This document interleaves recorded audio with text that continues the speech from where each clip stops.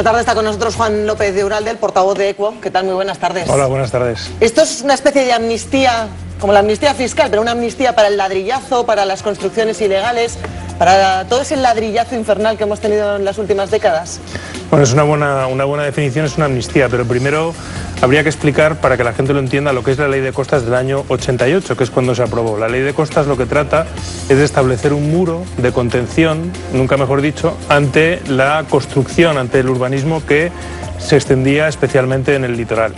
Lo ha conseguido solo en parte, es decir, en los últimos años hemos visto cómo realmente, a pesar de la Ley de Costas existente, la destrucción del litoral ha sido brutal, la destrucción de nuestro litoral, porque la burbuja urbanística, que, bueno, pues que todos sabemos las consecuencias que está teniendo ahora sobre nuestra economía, se asentó fundamentalmente en el espacio litoral. La Ley de Costas ha sido un freno en algunos casos, pero era la única herramienta que había, por lo tanto... Pues fíjate, esa herramienta establecía que el límite para construir eran 100 metros, el límite a proteger, y ahora ese límite se reduce a 20 metros. Efectivamente, es decir, lo que está ocurriendo, lo que está haciendo el gobierno del Partido Popular es esa herramienta, que efectivamente fue una herramienta que tuvo algunos problemas, que no sirvió para los fines que se quería, pero por la presión urbanística tan brutal, lo que hace es aligerar esa presión y facilitar que la construcción llegue todavía más allá. Es decir, no se ha hecho suficiente daño al litoral para seguir dañándolo. Entonces, básicamente, la reforma que está planteando el gobierno del Partido Popular lo que hace es convertir esa Ley de Costas en un queso gruyere, establece un montón de agujeros, un montón de excepciones para el ciudadano difíciles de entender y de explicar, porque todo esto del dominio público, de la servidumbre de protección, es un poco confuso, pero básicamente, porque la gente lo entienda, lo que hace el gobierno del Partido Popular es establecer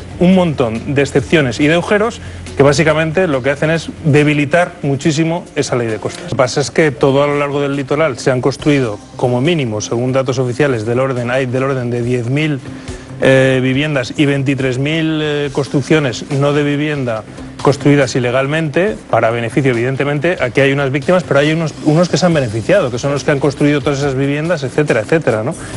Y legalizar todo eso, pues es, sin lugar a dudas, legalizar lo que ha sido parte de esa especulación urbanística.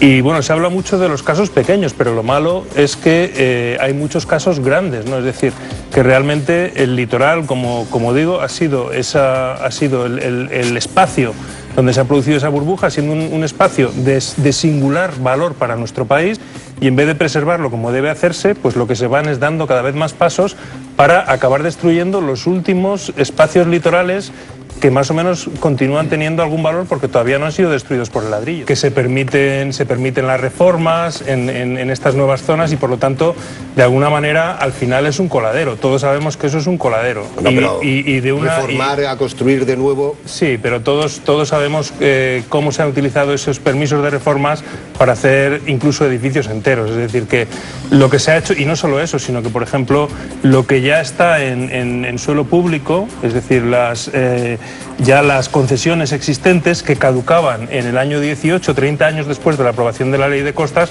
pues se alarga ese plazo durante 75 años. No hay que olvidar que estamos hablando de suelo público, es decir, de un patrimonio común de todos, y lo que se está haciendo de alguna manera es privatizar ese patrimonio común, es decir, que es un paso importante, grande, hacia la privatización del litoral, y yo creo que eso pues va en contra del interés común. Y para los casos puntuales, evidentemente, la ley tiene injusticias. Para los casos puntuales estaban los tribunales que los podían ir resolviendo uno por uno sin modificar la ley.